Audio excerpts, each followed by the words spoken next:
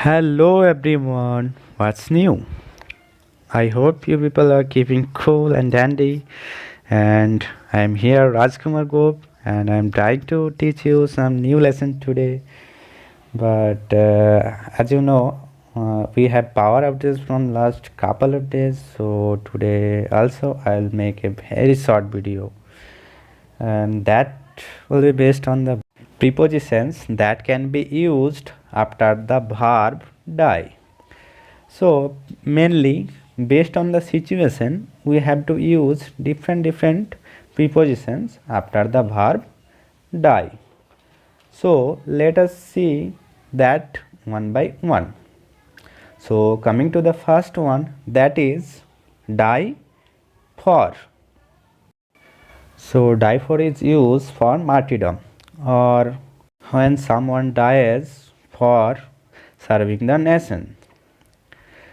तो हम लोग डाइज फॉर कहाँ पे यूज़ करेंगे? डाई फॉर हम लोग यूज़ वहाँ पे करेंगे जहाँ पे कोई मतलब देश के सेवा के लिए जो जान मतलब देता है, और कोई अच्छा काम के लिए मतलब जान देता है, महत काम जिसको बोला जाता है, उस सब में अगर कोई जान देता है तो वहाँ पे हम लोग क्या बैठाएंगे? Die for बैठाएंगे। ठीक है, जैसे हम लोग अगर एग्जाम्पल बोले तो एग्जाम्पल में ही डाइड फॉर आवर कंट्री, मतलब जहाँ पे क्या होगा, जहाँ पे कोई सेक्रीफाई करेगा अपना लाइफ को देश के लिए, कंट्री के लिए, तो वहाँ पे हम लोग डाई फॉर प्रीपोजिशन लगाएंगे।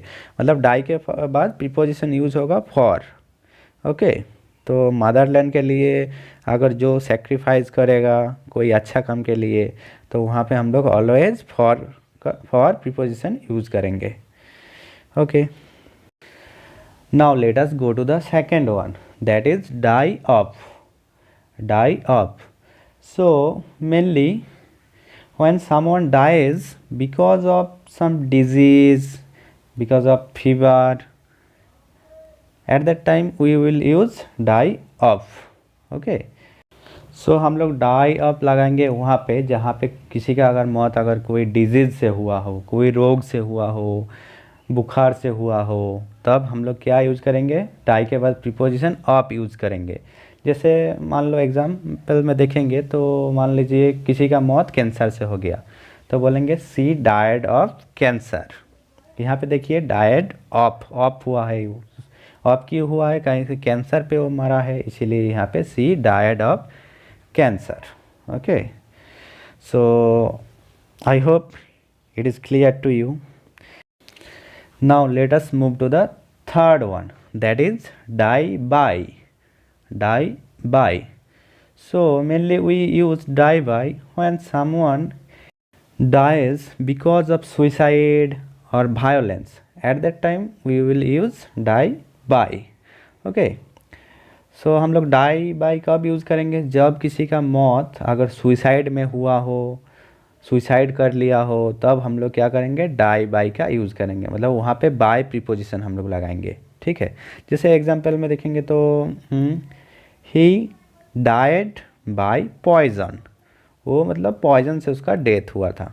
ठीक है, तो हम लोग बाय प्रीपोजिशन वहाँ पे ही लगाएंगे जहाँ पे मतलब कोई सुइसाइड करके डेथ हो गया होगा, तब जाके हम लोग वहाँ पे बाय प्रीपोजिशन लगाएंगे। Okay, now moving to the fourth one, that is die in.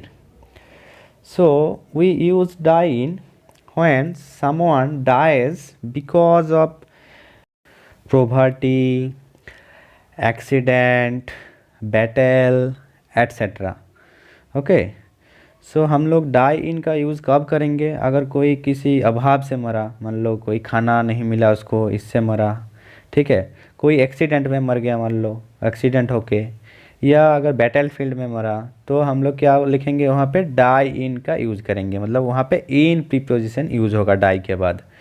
Okay, तो अगर एग्जाम्पल में अगर देखेंगे तो ही died in a car accident, यहाँ पे देखिए कार एक्सीडेंट में मरा, इसीलिए वहाँ पे इन का प्रीपोजिशन यूज़ हुआ, इन प्रीपोजिशन।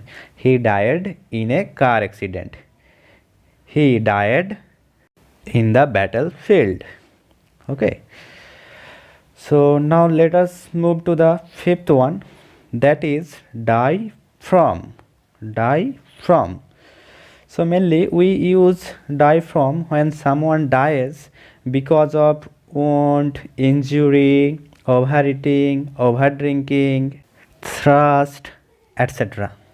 ओके, सो हम लोग डाई फ्रॉम कहाँ पे यूज़ करेंगे, मतलब फ्रॉम प्रीपोजिशन का हम लोग वहाँ पे यूज़ करेंगे जहाँ पे मतलब किसी का डेथ ज़्यादा खाने से हो गया या ज़्यादा पानी पीने से या ज़्यादा कुछ पीने से हो गया. ओके, पानी पीने से तो नहीं मरते, ज़्यादा कुछ और पीने से. ओके, उसके बाद इंजरी, कुछ उसको चोट वगैरह लगा, ठीक है, मान लो प्यास से मर गया, ये भी होगा. तो वहाँ पे हम लोग क्या यूज़ करेंगे, डाई फ्रॉम यूज़ करेंगे. Okay, now moving to the sixth one, that is die to. Die to. So die to is mainly use when someone is very excited to do something.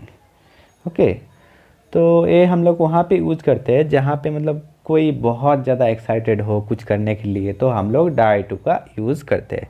जैसे कि हम video का starting में बताए थे, I am dying to teach you some new lesson, ऐसे कुछ बताए थे. ओके, तो ये भी हुआ, मतलब हम बहुत एक्साइटेड थे, क्लास लेने के लिए बहुत एक्साइटेड थे, तो इसीलिए हम बताए थे I am dying to teach you some new lessons. Similarly example में अगर देखेंगे तो क्या होगा, I am dying to meet my mom. तो हम मम्मी को देखने के लिए मरा जा रहे हैं, मतलब रहा नहीं जा रहे हैं मम्मी को देखने के लिए, इतना एक्साइटेड है. ओके, सो हम लोग डाई टू तभी यूज करेंगे जब हम लोग बहुत एक्साइटेड रहेंगे कुछ करने के लिए वहाँ पे. Okay, my phone battery is dying so fast, so I think I have to complete the session very quickly. So now moving to the seventh one. Okay, that is die away. Okay, so mainly we use die away when something disappears gradually or become less strong. At that time we use that preposition. Okay, सो अगर कुछ चीज़ बहुत धीरे धीरे मतलब वो gradually घटते घटते एक टाइम वो क्या होगा, मतलब उतना स्ट्रांग नहीं रहेगा, मतलब वो धीरे धीरे क्या होगा, वीक होते जाएगा. उस टाइम हम लोग डाई अवे का यूज़ करते हैं.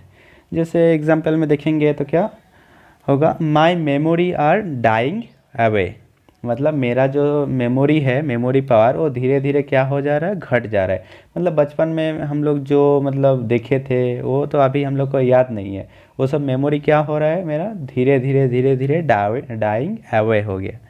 ओके, सो जहाँ पे हम लोग कुछ चीज़ मतलब ग्रेजुअली जो धीरे धीरे घटते जाएगा, ठीक है, वहाँ पे हम लोग क्या यूज़ करेंगे, ये वाला अवे का यूज़ करेंगे डाई के बाद.